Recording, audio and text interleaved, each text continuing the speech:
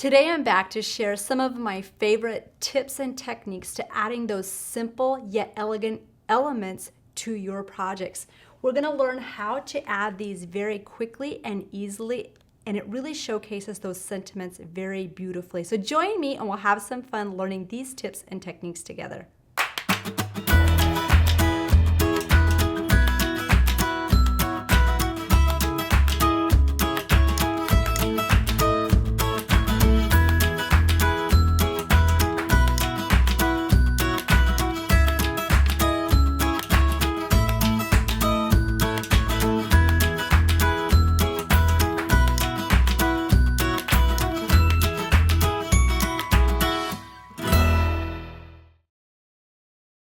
To create this card, we're going to be using the Elegant Rose banner set. There are two different iconic images in here that are perfect to stamp your sentiments.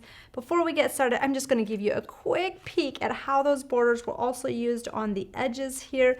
So it's a very versatile set to use many different ways. So we're going to start out by coloring, and then we'll show you some die cutting techniques. So to get started, we have this heart piece cut or stamped and die cut out. It was stamped in olive. We're going to go back and just do a quick coloring. Now when I'm coloring with this, I personally just did some quick sponge daubers. I am using the Rose Madder, which is a very pastel, very pretty pink. So I'm just going to give that a base color so you can see how pretty that is just as you're starting. I'm going in a soft circular motion. So when you are doing this base, just think about just doing very gentle, soft strokes, and you don't want to go too rough on it. The next color I'm switching to is a magenta hue. Now this is a brighter color, as you can see, so I want to be very gentle with that one as well. For some of you, if you're new to coloring, just practice, practice, practice, and what you're really focusing on is just how hard do I press when you're applying the ink colors. And I'm really utilizing the very tip of the sponge dauber. So I'm just going to do a little bit around the edges of the rose. So this is going to be the dimensional piece on the card that is going to be popped up on top to really bring that into focus. So you'll just continue to color the roses like you see here on that one. Then if you want to go back for the leaves, I did a base color of leaf green. You can go in and just add a little bit of a darker shade of that green, the leaf green in the center, and that just makes it pop a little bit. If you wanted to add a little bit of color around the heart, I did a little bit of the butter around the edges, or no, sorry, not butter, sunflower, and I'll do a little bit of the tinge of the Rose Madder to give that heart a little bit of a pop as well if you wanted to.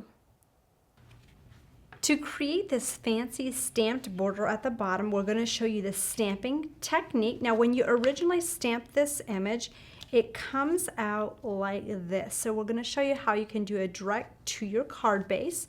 So just take your A2 size card, or if you want to do a larger one, you could do that as well.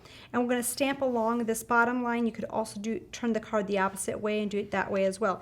So what I'm going to do is just go ahead and ink one side. And when you put this onto your paper, before I did this, I did make a mark on the back here where the straight line is for my stamped image, so that when I go to stamp it twice to make this border longer, I have a little bit of a cheat sheet on the back. Now I am using the eyeballing technique.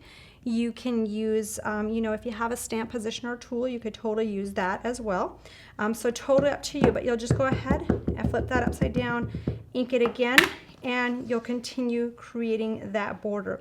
So it's just a quick and easy way to create beautiful borders that you can really lengthen and then do that fancy stamped and die cut edge. So I'll bring that out, and this is ready to be die cut. To die cut this border, when you're ready to run it through your machine, you'll just line it up, tape down this end, and then you'll do a special die cutting technique where you'll only take the top plate and cover the area that you want to die cut out.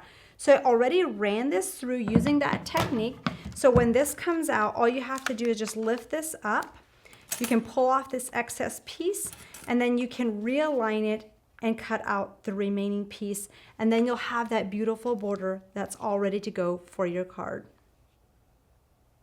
So you can start assembling the card once you've colored your pieces. I'm going to add these bottom pieces. Now for this card, we just die cut the border, so you can also stamp and die cut this as a whole piece and then go back and just glue these on top. So you can do whatever works best for you. So there's a couple different options based on what you prefer. So just go ahead and add some glue to this, add it to the base of the card.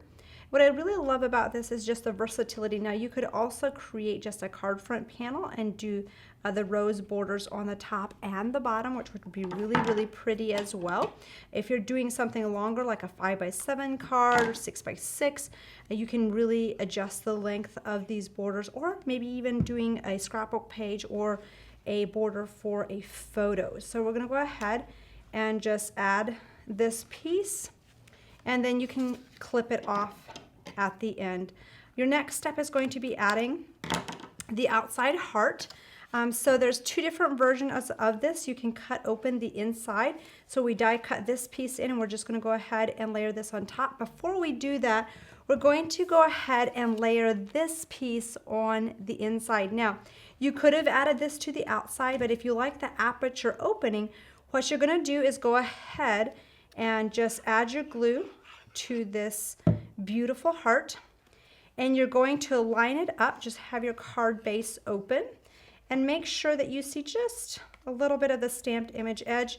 Hold on to that piece, just press it down, and that will line it up properly in the background, so you have this beautiful heart piece in the background paired with the beautiful floral banner papers. Next step is just going ahead and adding the dimensional heart on top, and then you can accent it. Now, the banners in this collection coordinate with some of the previous dimensional flowers that we have released. So this one coordinates beautifully with the classic rose. So you could go back, add your roses, add your glitter, and you have this beautiful one-of-a-kind card. With the floral banner collection, we have a couple different sets. So the one I was using was the Elegant Rose banner. So let's take a look at some more samples of what can be created. So with this one, we put it on the sides. You can also just use it on top of another decorative die, which is really pretty. Here it was cut apart, used a little bit up in here, down in this section, or you can use it together as it was intended. So lots of versatility with this, and it also makes just super stunning basic cards if you're doing that 4 1/4 by 5 1/2 inch. Here's that heart just all cut out in one piece. Here it's used with just a different color combination, having the sentiment in the center. And then here's a beautiful one. I think this look would be pretty for Valentine's Day. Now, another set we have within this collection is the Vining Clematis banner. With this one, you have a couple different banners that are also super versatile, and they will coordinate with the clematis flower that we had launched earlier. So again, just look at how those beautiful sentiments pair with it. You can cut it apart. You can use it in different sections on your card.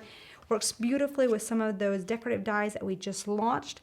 Or if you love to do those long cards, you can do them up and down or sideways and just do multiples. Here we have one where the banner just continues to extend over the top, which is super pretty. Here's another one that's very simple and classic. You can really do lots of fun things with also just using them on the card edges, top, bottom, and side, and then just add your little clematis in the center. So lots of variations. Now, if you're looking at these samples and you're like, oh my goodness, I want to see these with more detailed instructions, we have these on the blog and in our gallery, so you can just type in the item number or the name, and it will pop up the samples we've created with these specific products. The last one of the stamp and die combination is the Peony and Sunflower banner. This one has a mixture of the peony and that sunflower, which is super pretty and will coordinate beautifully with some of the stamps and dies you might already have. I just love how that turned out with that beautiful congratulations in the background. Now, if you are looking for sentiments, we have some beautiful sentiment options on our website too that fit into these banners. So if you need help with that, let us know, and we're happy to navigate you and direct you to those. Here's one using the beautiful dies that came out with the Christmas collection.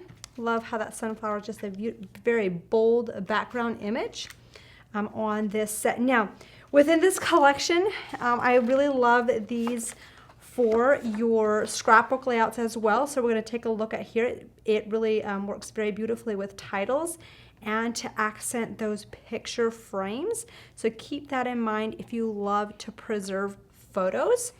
Here's another one that has the words in here, and then just using it as a very pretty accent using the Floral Banners paper. Now, this paper has a very soft, very delicate, elegant color palette that just coordinates so beautifully with the floral banners.